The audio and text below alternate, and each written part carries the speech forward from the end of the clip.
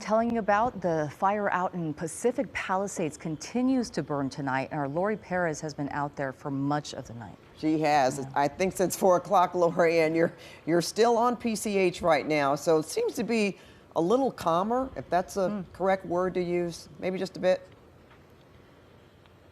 I mean, maybe a little bit. I do have some good news. Gladstones, which just about an hour ago I was showing, had caught on fire. A crew showed up and they sprayed water on it and got those flames out that were attacking the back end, the side of Gladstones here off PCH. This is the Gladstones restaurant.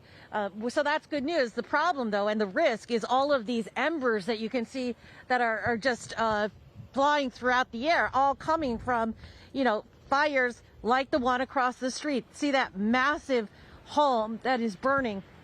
We were remarking, can you imagine how grand that must have been, situated here right across from the ocean, and now it is very close to collapsing. We have been watching and listening. We heard the roof collapse. We've been seeing, the interior structure turn to ash and start to fall to the ground.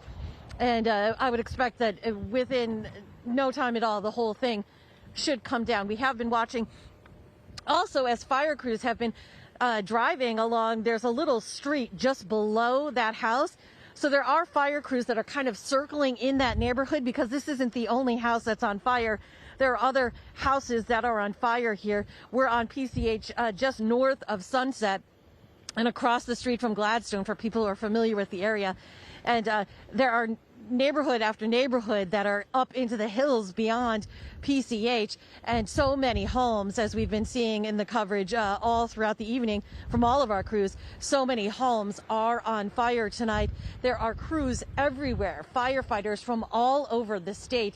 We've watched them as they have been coming by, but I've remarked, as many as there are, there frankly just aren't nearly enough for all of the fires that are burning, which is difficult to say, and I can imagine how difficult it is for them to decide, where to go and what to focus on, because I'm sure that they would like to save every house if they could, but it's just not possible. The wind does seem to be at the moment kind of calm. Oh, you see there? The side of that house just collapsed. That was really big. Sure did. And so now what we're going to see is this big cloud of embers that are going to come down. That's what is so dangerous, and the reason why something like Gladstones, where the flames were out, could easily catch again, because these are all so dangerous here coming at us. You were talking about how Nicole's hands were black. I mean, we're all just so filthy because there's just so much in the atmosphere here. Thank God for this protective equipment. But, it's just, this is a bad situation out here. And to think of the firefighters as they are doing their jobs and having to stay in these conditions, your heart really goes out to them and the heroic job that they are doing tonight. Guys, back to you. Well, Laurie, if we can ask your photographer to pan right back up to those homes that were burning up on the hillside there, that home that just lost that huge wall. It's so dramatic to look at, first of all, because it's so high up.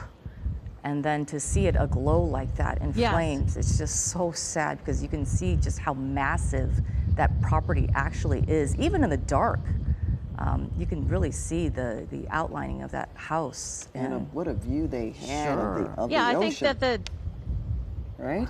No kidding. Yeah, I mean, I think that the dark really makes it all the more striking, the flames and all of it, and in such a sad way, it really highlights the destruction.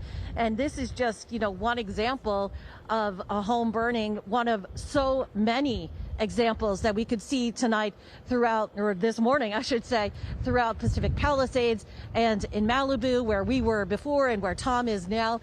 I mean, just so many homes.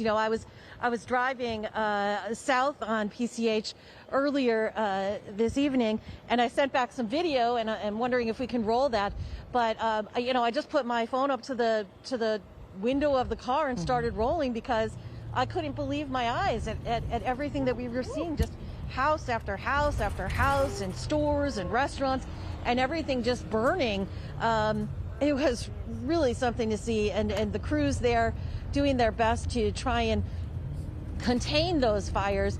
But, you know, when everything is so close to each other, it's very difficult to do, I can imagine. You know, I mean, once something starts, I mean, the chances of the thing next to it also catching on fire are tremendously high. I mean, there's just nothing you can do to fight these winds and the kinds of embers and the kinds of flames that come from them and threaten other structures. It's a very difficult situation, and it's still, unfortunately, it seems a long way to go. Yeah, it certainly does at that. And as you were describing, I mean, row after row of houses burning, we have another